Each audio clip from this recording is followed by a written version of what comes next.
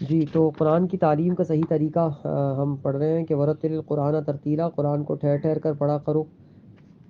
اللہ اللہ.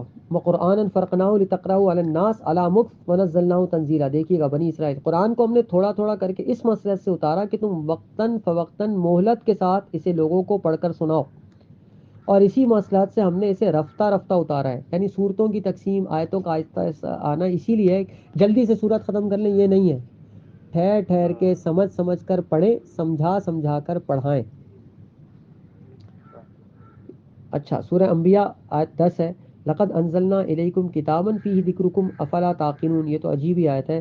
لوگوں، ہم نے تمہاری طرف یہ قرآن ایسی کتاب اتاری ہے جس میں تمہارا ذکر ہے، کیا تم پھر بھی نہیں سمجھتے؟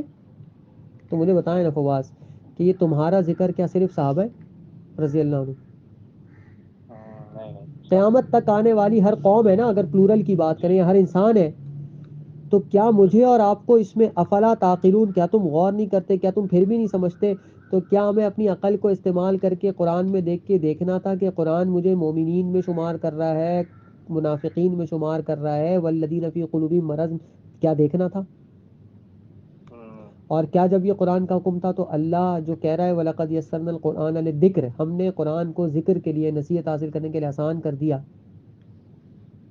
فَهَلْ مِن مُدَّکِرٍ، ہے کوئی نصیحت حاصل کرنے والا؟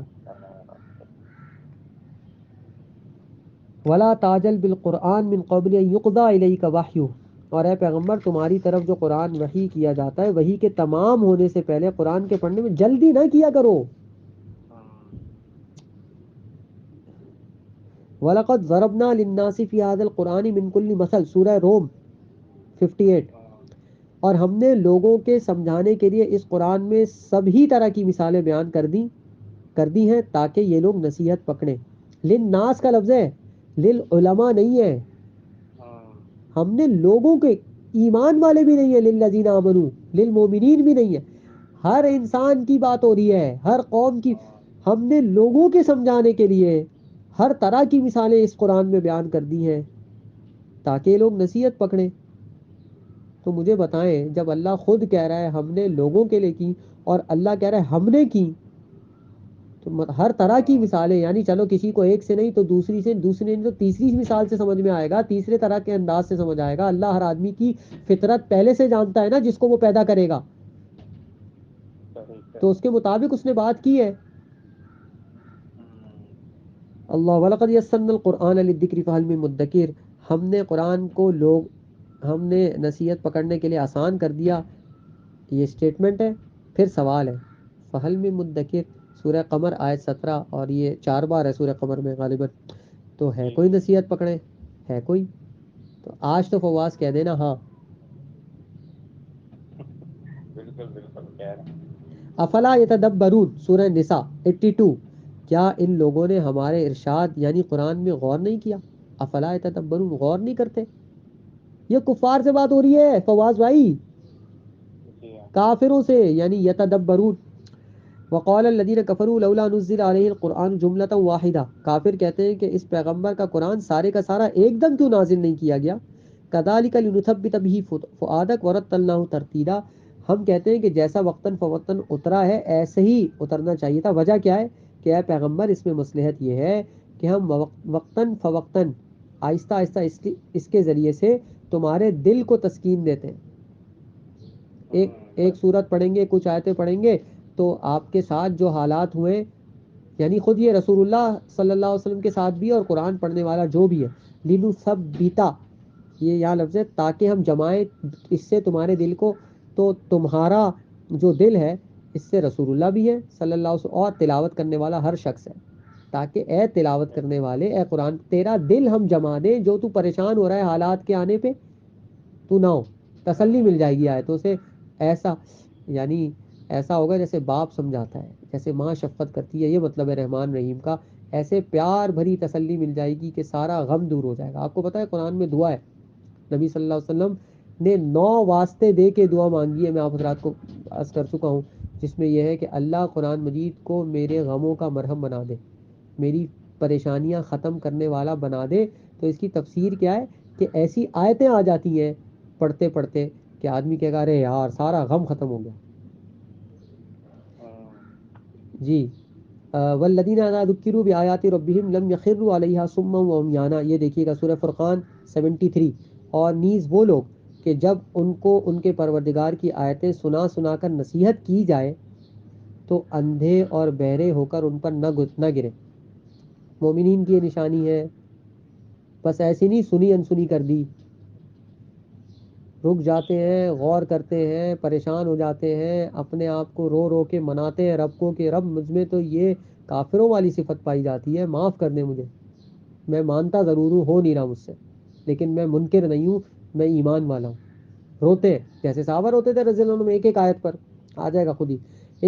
تو اندھے بہرے ہو کے جو میں اور آپ آج گزر رہے ہیں، یہ مومنین کا نہیں ہے شیوا، یہ منافقین کا ہے۔ آگے میں بس حقیقت تو بیان کرنی نا فواز بھائی۔ کتاب انزلناہ الیک مبارک لیدبروا آیاتہ ولیتذکر اولو الالباب، دیکھیے گا، اللہ کتاب ہے جو ہم نے تمہاری طرف اتاری ہے تاکہ لوگ ان آیتوں میں غور کریں۔ اگین یہاں کہیں علماء ہے، لیدبروا عام ہے، تاکہ غور کریں ان آیتوں میں، ولیتذکر اولو الالباب، اور جو عقل والے ہیں، اہل دانش ہیں، وہ نصیحت حاصل کریں اس کے مطلب سے۔ عام آدمی غور کرے گا، اہل دانش اس کی حقیقت تک پہنچ کے عمل بدل لیں گے، نصیحت حاصل کر لیں گے۔ انا جعلناہ قرآنا عربیا لعلکم تعقلون، ہم نے اس کو صاف اور سلیس عربی زبان کا قرآن بنایا ہے تاکہ تم اس کو بآسانی سمجھو۔ تو یہ آیتیں اس میں ابھی اس کو اسکپ کر کے کہ یہ مضمون طویل ہو کے آپ کو بور نہ کر دوں میں آگے جا رہا ہوں۔ تعلیم قرآن کے بارے میں صحابہ کرام رضی اللہ عنہ کی آرا اور تعامل، صحابہ کیا کہتے تھے، کیا کرتے تھے۔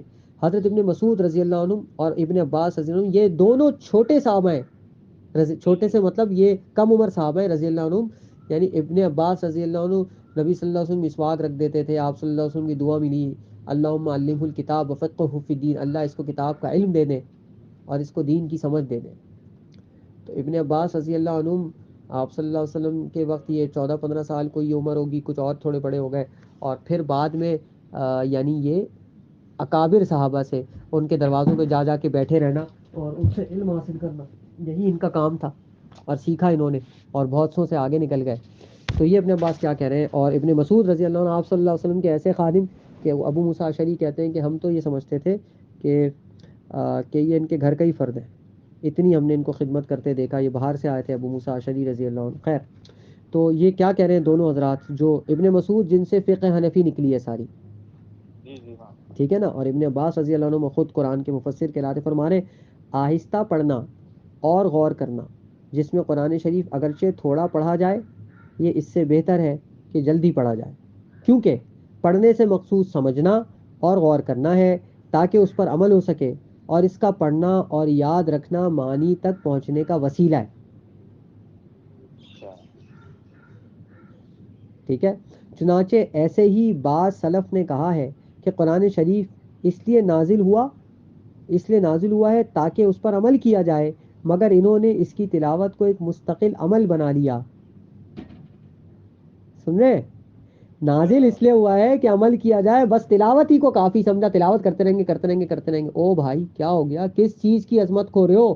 اس کی عظمت کا تقاضا یا تھا کہ اس میں غور کرتے اور غور کرتے اور غور کرتے، ایک آیت میں سینکڑوں بار غور، ایک آیت پوری پوری رات کیوں گزار رہے ہیں؟ کیونکہ ایک آیت دل کے پرت کھولتی چلی جا رہی ہے، اس آیت میں گہرائی، فہم کی گہرائی بڑھتی چلی جا رہی ہے۔ ایک آیت کی عظمت ایسی تھی حضرت۔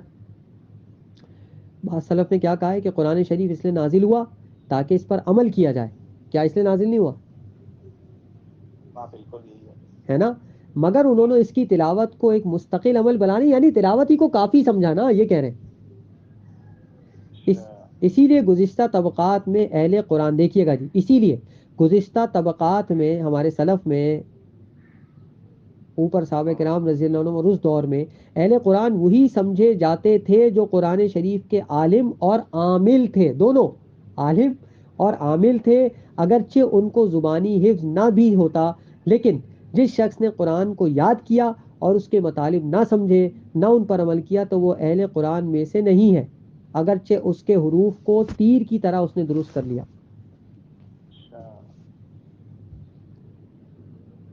اور سنیے گا جی، پھر سنیے گا، اور مختصر تلاوت جو کہ فہم اور تدبر سے خالی ہو، اس کو تو ہر نیک و بد مومن اور منافق کر سکتا ہے. اور مختصر تلاوت جو کہ فہم اور تدبر سے خالی ہو، اس کو تو ہر نیک و بد مومن و منافق کر سکتا ہے. چنانچہ آپ صلی اللہ علیہ وآلہ وسلم نے فرمایا کہ جو منافق قرآن شریف پڑھتا ہے اس کی مثال ریحان کی سی ہے کہ اس کی بو عمدہ ہے اور مزہ کڑوا ہے. تلاوت تو خوشبودار چیز کی کر رہا ہے، مزہ کڑوا ہے نا، خود دل میں نفاق ہے تو یہ تو ہر آدمی کر سکتا ہے بھائی سمجھے بغیر. منافقین سے شکوہ تلاوت نہ کرنے کا نہیں ہے، منافقین سے شفقہ قرآن کیا کرتا ہے، ذالک بانہم قوم لا یفقہون، اس وجہ سے کہ یہ غور نہیں کرتے، گہرائی میں نہیں جاتے، سوچتے نہیں ہیں، پیچھے جا کے دیکھتے نہیں ہیں کہ ایمان والوں کے ساتھ اللہ کہہ رہا ہے عزت ہے، تو حقیقی کس عزت کی بات کر رہا ہے اللہ؟ ایمان والوں ہی کی طاقت ہے تو کس طاقت کی بات کر رہا ہے اللہ؟ کون؟ اس پہ غور ہی نہیں کرتے. ولیکن المنافقین لا یعلمون، لیکن منافقوں کو پتہ نہیں ہے کہ اصل عزت اللہ کے رسول اور ایمان والوں ہی کی ہے. ملائے اعلیٰ تک ریچ کرنے والے، عرش تک ریچ رکھنے والے اصل ایمان والے، ان کو یہ کیا سمجھے، کھوٹی عقل والے، کم فہم. سنیے گا جی، شعبہ نے کہا کہ ابو حمزہ نے ہم سے بیان کیا کہ میں نے ابن عباس رضی اللہ عنہما سے کہا کہ میں تیز پڑھنے والا ہوں. خود ابن عباس سے کہہ رہے ہیں. شعبہ بیان کر رہے ہیں کہ ابو حمزہ کوئی صاحب ہے، تابعی ہے ظاہر ہے، اور ابن عباس رضی اللہ عنہ سے کہہ رہے ہیں کہ بھائی میں تو تیز پڑھنے والا ہوں، بعض اوقات میں ایک رات میں 1 یا 2 مرتبہ قرآن ختم کر لیتا ہوں. ٹھیک ہے، ہمارے ہاں تو بڑی فضیلت کی چیز ہے نا، یار پڑھ لیا زبردست. کیا کہہ رہے ہیں ابن عباس رضی اللہ عنہما نے کہا کہ مجھے اس طرح قرآن پڑھنے سے ایک سورت پڑھنا بہتر معلوم ہوتی ہے. بہرحال اگر تم تیزی سے ہی پڑھنا چاہتے ہو تو بھی ایسے پڑھو کہ تمہارے کان سنیں اور تمہارا دل اسے یاد کر لے. تمہیں سمجھ تو آئے کہ کیا پڑھ رہے ہو اور دل یاد کر لے، کچھ فہم بھی تو ہو، دل سمجھ تو لے کہ کیا مطلب ہے. بس اتنا میگزیمم لمٹ یہ بتائیے، میگزیمم لمٹ یہ بتائیے کہ کان سن لے اور دل یاد کر لے، اور دل یاد کر لے کا مطلب اس کا مفہوم کچھ تو ذہن میں بیٹھے کہ بعد میں وہ کام آئے. تلاوت برائے تلاوت یہ منافق کرتا ہے، یہ کہہ رہے ہیں صحابہ رضی اللہ عنہ. تلاوت برائے عمل یہ مومن کرتا ہے. میں آپ کو اپنا پرسنل ایکسپیرینس بتاؤں، جب قرآن یوں تلاوت کرتا ہوں کہ قرآن بتاؤ میں کیا کروں، بالکل الگ ہے وہ تلاوت اس سے کہ یار بس اتنا ٹائم ہے اور اتنی صورتیں پڑھنی، بالکل الگ ہے، زمین آسمان کا فرق ہے. ایک ہی شخص ہوں میں، لیکن اللہ میرے دل میں وہ طلب دیکھ رہا ہے کہ اللہ مجھے گائیڈ کرے، تو اللہ کھول رہا ہے. اور اللہ دیکھ رہا ہے کہ بس مجھے پڑھنی ہے تو اوکے جاؤ، تمہیں ضرورت نہیں ہے تو مجھے 100 مرتبہ ضرورت نہیں ہے. ابن مسعود رضی اللہ عنہما نے فرمایا کہ قرآن شریف کے عجائب پر ٹھہرو. ایسی حیرت انگیز قسم کی آیت آ جائے، اللہ اکبر، میں ابھی تک وہ آیت مجھے اندہ مفاتح الغیب لا یعلمها الا هو، اللہ ہی کے قبضے میں ہے غیب کی چابیاں، ان کو صرف وہی جانتا ہے. کیا ہے وہ غیب کی چابیاں؟ قرآن میں ہی بتائی ہیں وہ غیب کی چابیاں، جس کو ولا یحیطون بشیء من علمہ، کہ اللہ کے قرآن جو اللہ کا علم ہے اس کو کافر تو احاطہ کر ہی نہیں سکتے الا بما شاء، مگر وہ جو بھیک دیتے وہ کیوں دینے لگا ان کو. تو دیکھ لیجئے قرآن کے شریف کے عجائب پر ٹھہرو اور ان سے دلوں میں رقت پیدا کرو. بار بار تلاوت اسی آیت کی کیے جا رہے ہو جو دل کو لگی اور دل نرم ہوگا اس سے. دیکھیں یہ عقل کا نہیں دل کا سودا ہے. دل میں سختی آ گئی ہے جس گناہ کر کر کے اللہ سے دور ہو کے، اس دل کو یہ شفا ہے، یہ نرم کرے گا. یہ کرنا تھا، ایک آیت دل کو لگی، اب اس پر پوری رات چلو نہیں تو 5 منٹ تو گزارنے تھے کہ اللہ یہ آیت دل پہ شفا دے رہی ہے، اس کو پڑھ پڑھ کے اس دوا کو بار بار پیوں. جی جی جی. اور وہ کیسے غور کرنے سے ہوتا ہے. ارے ایک آیت لگی، اس کا مفہوم ذہن میں بیٹھ گیا اور اب بس وہ دعا بار بار مانگ رہے ہیں یا وہ مضمون بار بار دہرا رہے ہیں کہ اللہ یہ کیا کہا ہے آپ نے، اللہ یہ کیا کہا ہے آپ نے، تو وہ علاج کرتی جائے گی. قرآن شریف کے عجائب پر ٹھہرو، یعنی جو آیت لگے کہ یار یہ کیا، سبحان اللہ، تو ان سے دلوں میں رقت پیدا کرو اور تمہاری یہ کوشش نہ ہو کہ خواہ مخواہ آخری صورت تک پہنچو. آپ بتائیں، آج کی ہماری یہی کوشش نہیں ہے بس اتنے پارے پڑھ لیے، اتنی صورتیں ختم کر لی، اتنے قرآن ختم کر لیے. ابن مسعود رضی اللہ عنہ، نبی صلی اللہ علیہ وسلم کے صحابی فرما رہے ہیں یہ کوشش نہ ہو تمہاری کہ خواہ مخواہ آخری صورت تک پہنچو، ختم کر لوں. عبد الرحمن ابن ابی لیلہ ارے یہ سب روایتیں ہیں، کوئی اپنی طرف سے بات نہیں ہے۔ عبد الرحمن بن ابی لیلہ نے کہا کہ میں ایک عورت کے ہاں گیا اور میں سورہ ہود پڑھ رہا تھا۔ اس نے کہا کہ اے عبد الرحمن، تم اس طرح سورہ ہود پڑھتے ہو؟ خدا کی قسم میں 6 مہینے سے سورہ ہود پڑھ رہی ہوں، اب تک فارغ نہیں ہوئی۔ سمجھے جی؟ حضرت صحابہ کرام رضی اللہ عنہم ایک طرف تو قرآن مجید پر اس قدر غور کرتے تھے اور دوسری طرف اس پر پورا عمل کرتے تھے۔ قرآن شریف کو اس طرح پڑھتے تھے کہ پہلے 10 آیتیں پڑھی اور ان پر عمل کیا، پھر اس کے بعد 10 آیتیں پڑھی، ان پر عمل کیا، اور پھر اس کے بعد 10 آیتیں پڑھتے تھے اور ان پر عمل کرتے تھے۔ فقط پڑھنے اور سمجھنے کو ہی مقصود نہیں بنایا تھا، یعنی سمجھ بھی آ گئی نہ جب تک عمل میں نہیں اترے گا اگلی 10 پہ جائیں گے ہی نہیں۔ چنانچہ تفسیر ابن کثیر میں ہے، آمش نے ابن وائل سے روایت کیا ہے اور وہ ابن مسعود رضی اللہ عنہ سے روایت کرتے ہیں کہ جب کوئی شخص ہم میں سے 10 آیتیں سیکھ لیتا تھا تو اس سے زیادہ نہ پڑھتا تھا جب تک ان کے معنی سمجھ نہ لیتا اور ان پر عمل نہ کرتا۔ ابن مسعود رضی اللہ عنہ فرما رہے ہیں، یہ میں پھر کہہ رہا ہوں کم عمر صحابی ہیں دونوں۔ ابن عباس بھی، آپ جن بچوں کی بات کر رہے تھے نا، یہ وہی بچہ ہے، اور چلے ان کے بچوں کا بھی مل جائے گا انشاءاللہ، ہماری چیزیں محفوظ ہیں، نکالنی ہوتی ہیں بس۔ جب کوئی شخص ہم میں سے، تابعین کے بچے، ان سب کی تربیت مل جائے گی انشاءاللہ میں، وہ دور جو مشہود لہم بالخیر ہے، خیر القرون قرنی ثم الذین یلونہم ثم الذین یلونہم، مل جائے گا یہی سب۔ جب کوئی شخص ہم میں سے 10 آیتیں سیکھ لیتا تھا تو اس سے زیادہ نہ پڑھتا تھا جب تک کہ ان کے معنی سمجھ نہ لیتا اور ان پر عمل نہ کرتا تھا۔ ابن مسعود رضی اللہ عنہ فرما رہے ہیں، ان سے روایت۔ ابو عبد الرحمن سلمہ نے فرمایا کہ ہم سے ان لوگوں نے بیان کیا جو ہم کو پڑھاتے تھے کہ وہ حضرت صلی اللہ تعالیٰ علیہ وآلہ وسلم سے پڑھا کرتے تھے، اور جس وقت 10 آیتیں پڑھ لیتے تھے تو ان سے تجاوز نہ کرتے تھے جب تک کہ ان پر عمل نہ کرتے تھے، لہٰذا ہم نے قرآن اور اس پر عمل دونوں اکٹھے سیکھے تھے۔ یہ ہے صحابہ کا طرز، اور یہ بعد کے لوگ بیان کر رہے ہیں، ظاہر روایتیں، یہ صحابہ تو نہیں ہے۔ ایک واسطہ بیچ میں آ رہا ہے تو یہ تابعی بھی نہیں ہے، تبع تابعی ہے کم سے کم۔ آمش نے ابن وائل سے روایت کیا ہے۔ اچھا خیر، اس کے ساتھ ہی صحابہ کرام رضی اللہ عنہم اس پہ غور کرتے تھے کہ قرآن کی تعلیم سے پہلے ان کی کیا حالت تھی اور اس تعلیم کے اثر سے ان کی کیا حالت ہو گئی، اپنی حالتوں کا موازنہ کرتے تھے اور قرآن کی تعلیم سے جو اثرات ان پر ہوتے تھے ان کا پورا اندازہ کر لیتے تھے۔ چنانچہ سیرت ابن ہشام نے، یہ ہرقل کا واقعہ ہے، چلے میں پڑھ دوں۔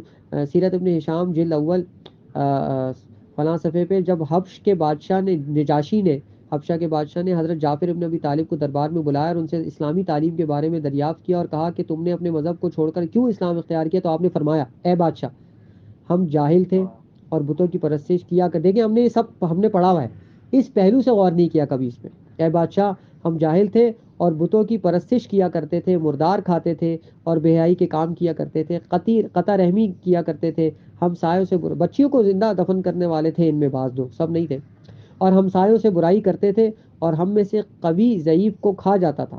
ہم اس حالت میں تھے کہ اللہ تعالیٰ نے ہماری طرف رسول بھیجا جس کی نسبت امانت اور پاک دامنی سے ہم خوب واقف تھے۔ اس نے ہمیں توحید کی دعوت دی تاکہ ہم ایک اللہ کی عبادت کریں، اور ہم اور ہمارے آبا پہلے جن بتوں اور پتھروں کی عبادت کیا کرتے تھے ان کو چھوڑ دیں۔ اس نے ہمیں سچ بولنے اور امانت ادا کرنے اور صلہ رحمی کرنے اور ہمسایوں کے ساتھ نیکی کرنے اور محرمات اور خون ریزی سے بچنے کا حکم دیا، اور جھوٹی باتوں اور یتیم کا مال کھانے اور عفیف عورتوں کو تہمت لگانے سے منع کیا، اور اس کا حکم دیا کہ ایک ہی خدا کی پرستش کرو اور اس کے ساتھ کسی کو شریک نہ بناؤ، اور ہمیں نماز اور زکوٰۃ اور روزے کا حکم دیا۔ حضرت جعفر ابن ابی طالب نے سب اسلامی کام نجاشی کو گن کر سنایا اور اس کے بعد کہا کہ ہم نے اس نبی کی تصدیق کی اور اس پر ایمان لائے، اور جو کچھ خدا کی طرف سے لایا ہم نے سب کو تسلیم کیا، اس لیے ہم صرف ایک ہی خدا کی عبادت کرتے ہیں اور کسی کو اس کام میں اس کا شریک نہیں بتاتے۔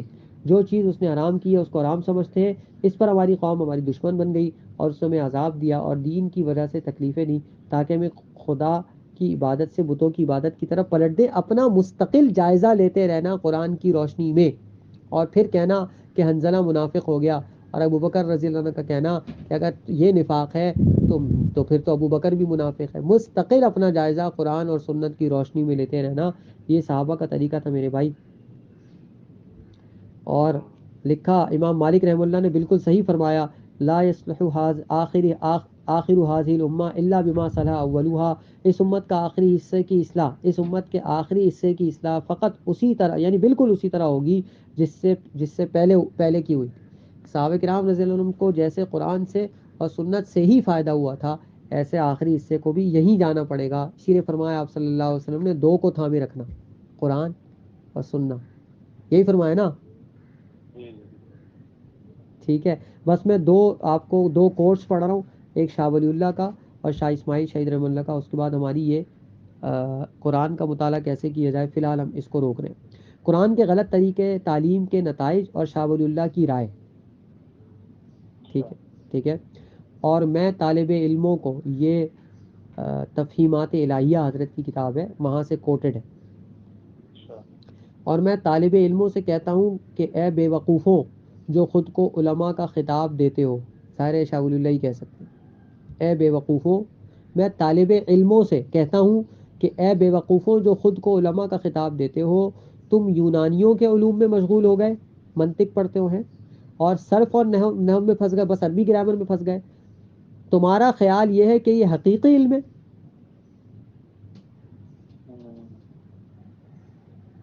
اس کے بعد ایک موقع پر ارشاد فرماتے ہیں کہ قرآن مجید سمجھنے کے لیے جن مقدمات کی ضرورت ہے ان کو بقدر ضرورت سیکھا جائے، نہ کہ ان کو مستقل درجہ دیا جائے.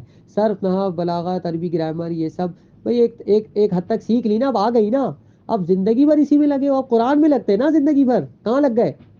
فرمانے علوم عالیہ میں شغل، یعنی یہ جو قرآن تک پہنچنے کا آلہ تھے، ان علوم میں شغل اور مشغول رہنا محض اعلیٰ ہونے کی حیثیت سے کیا جائے، نہ کہ اس لحاظ سے کہ وہ مقصود بالذات ہے. زندگی بھر نحو پڑھا رہے ہو، زندگی بھر صرف پڑھا رہے ہو، زندگی بھر منطق میں پڑھے ہو، خدا را یار، یا عالم نہ بولو اپنے آپ کو. تو بھائی ہم ان مدارس میں رہتے ہیں نا جہاں یہ سارا کچھ بس اسی طرح ہوتا ہے، کیا کریں اس کا. اچھا، اب آپ لے لیجئے حضرت شاہ اسماعیل شہید رحمہ اللہ کیا فرما رہے ہیں. اللہ، حضرت کے الفاظ جو آپ عربی کی بات کر رہے تھے وہ آ رہے ہیں، دیکھیے گا. آپ نے کہا نا ہمیں عربی نہیں آتی، یہ کہہ رہے تھے نا آپ. آپ دیکھ لیں، کیونکہ یہ تو عجم میں ہی بات ہو رہی ہے، تو یہ اسی طرح ہوگی بات.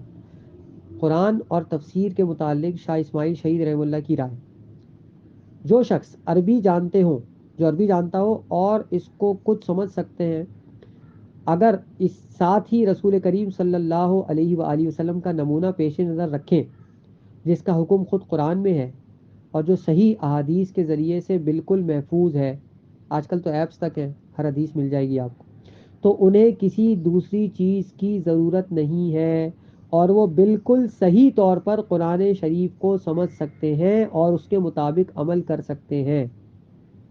میں پھر پڑھ دوں: جو شخص عربی جانتا ہے اور اس کو کچھ سمجھ سکتا ہے، اور اگر ساتھ ہی رسول کریم صلی اللہ تعالیٰ علیہ وآلہ وسلم کا نمونہ پیش نظر رکھے جس کا حکم خود قرآن شریف میں ہے اور صحیح حدیث کے ذریعے سے بالکل محفوظ ہے، تو اسے کسی دوسری چیز کی ضرورت نہیں، اور وہ بالکل صحیح طور پر قرآن شریف کو سمجھ سکتا ہے، اس کے مطابق عمل کر سکتا ہے. شاہ اسماعیل شہید رحمہ اگر اب آگے آ رہا ہے نا سنے تو.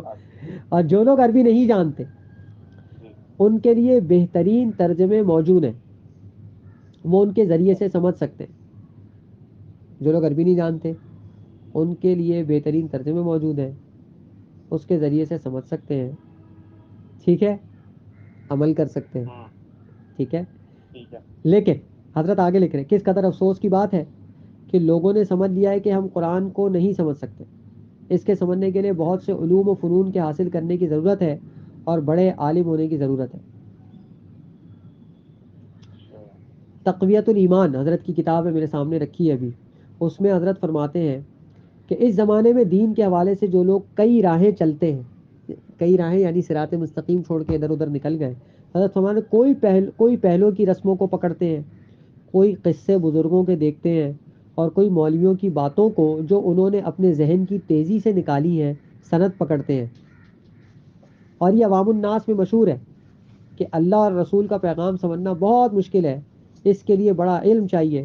ہم کو وہ طاقت کہاں ہے کہ ان کا کلام سمجھیں، اور اس راہ پر چلنا بڑے بڑے بزرگوں کا کام ہے.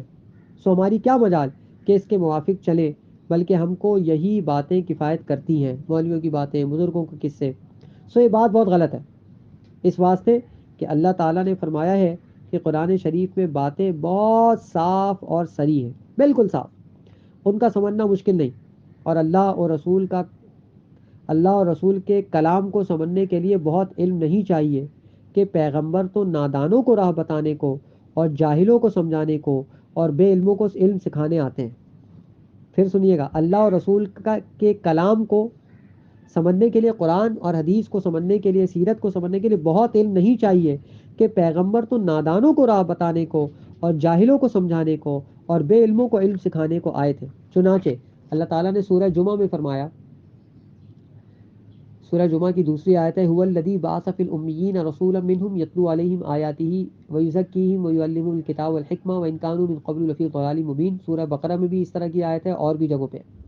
وہ خدا ہی تو ہے جس نے ان پڑھوں میں انہی میں سے پیغمبر بھیجا، پیغمبر بھی امی، جن میں بھیجا وہ بھی امی. وہ خدا ہی تو ہے، ان پڑھ تھے بالکل، جٹ جاہل جس کو نعوذ باللہ آج ہم کہتے ہیں، وہ خدا ہی تو ہے جس نے ان پڑھوں میں انہی میں سے پیغمبر بنا کر بھیجا، اور ان کو خدا کی آیتیں پڑھ پڑھ کر سناتا ہے اور ان کو پاک کرتا ہے اور ان کو کتاب اور حکمت سکھاتا ہے، ورنہ اس سے پہلے تو یہ لوگ سری گمراہی میں مبتلا تھے، ضلال مبین میں، بالکل گمراہی میں.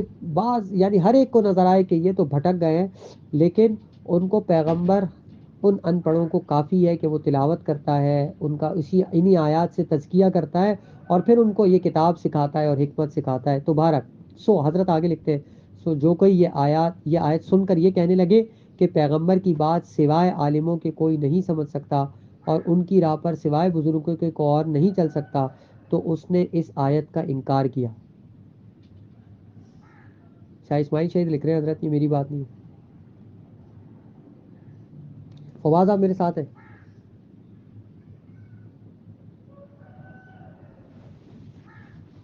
ہاں، آپ نے کہاں تک سنا تھا؟ تو حضرت شاہ اسماعیل شہید رحمہ اللہ فرما رہے ہیں کہ جو کوئی یہ آیت سن کر یہ کہنے لگے کہ پیغمبر کی بات سوائے عالموں کے کوئی نہیں سمجھ سکتا اور ان کی راہ پر سوائے بزرگوں کے اور کوئی نہیں چل سکتا، اس نے اس آیت کا انکار کیا. واضح ہے نا آیت؟ تو سورہ جمعہ میں بھی ہے، بقرہ میں بھی ہے، اور بھی جگہوں پر ہے یہی آیت، یہی مضمون. سورہ بقرہ میں 2 جگہ ہے. ابراہیم علیہ السلام نے اپنی دعا میں بھی یہی الفاظ کہے، اللہ تعالیٰ نے تھوڑی سی آگے پیچھے کیا، الفاظ یہی ہیں اللہ کے. تو یزکیم اللہ نے ابراہیم علیہ السلام نے بعد میں رکھا تھا، اللہ نے پہلے لا دیا اس کو، یتلو کے بعد لا دیا، باقی فرق زیادہ نہیں ہے. تو اس نے اس آیت کا انکار کیا، جو یہ کہتا ہے کہ رسول اللہ کی حدیث پڑھو گے صلی اللہ علیہ وسلم گمراہ ہو جاؤ گے، وہ اس آیت کا انکار کرتا ہے. اس بات کی مثال یہ ہے، یہ پوری بات سنیں. اس بات کی مثال یہ ہے کہ جیسے بڑا حکیم ہو اور ایک بہت بیمار، پھر کوئی شخص اس بیمار سے کہے کہ فلاں حکیم کے پاس جانا اور اس سے علاج کروانا، اور بیمار کہے یہ تو بڑے بڑے تندرستوں کا کام ہے، صحت مندوں کا کام ہے، مجھ سے یہ کیوں کر ہو سکتا ہے، میں تو سخت بیمار ہوں. وہ بیمار احمق ہے اور اس حکیم کی حکمت سے انکار کرتا ہے. بیمار احمق ہے اور اس حکیم کی حکمت سے انکار کرتا ہے، اس واسطے کہ حکیم تو بیماروں ہی کے علاج کے واسطے ہے، اور جو تندرستوں کا علاج کرے اور انہی کو اس کی دوا سے فائدہ ہو اور بیمار کو کچھ فائدہ نہ ہو تو وہ حکیم ہی کیسا. افسوس، ہم سمجھتے ہیں کہ قرآن تو ہم سمجھ نہیں سکتے، البتہ مختلف حضرات نے اپنے اپنے خیالات کے لحاظ سے جو شرح اور تفسیریں قرآن کریم کی لکھی ہیں وہ ہم سمجھ سکتے ہیں، اور انہی کو سمجھنا اور ان شروں کے سمجھنے کی کوشش کو لوگوں نے قرآن کی تعلیم سمجھ رکھا ہے. اگر یہ شرح اور تفاسیر ہوتی کہ فقط قرآن مجید کا صحیح حق ادا کرتی تو اس میں کوئی نقصان نہ ہوتا، لیکن غضب تو یہ ہے کہ مختلف لوگوں نے مختلف زمانوں میں ماحول کے مختلف اثرات سے متاثر ہو کر جو طرح طرح کی باتیں اپنی شرحوں اور تفاسیر میں ایسی درج کی ہیں جن میں اور قرآن میں کوئی مناسبت ہی نہیں، لوگ ان باتوں کو قرآن کی تعلیم سمجھنے لگے ہیں اور حقیقت میں وہ قرآن کی تعلیم سے کوئی تعلق ہی نہیں ہے.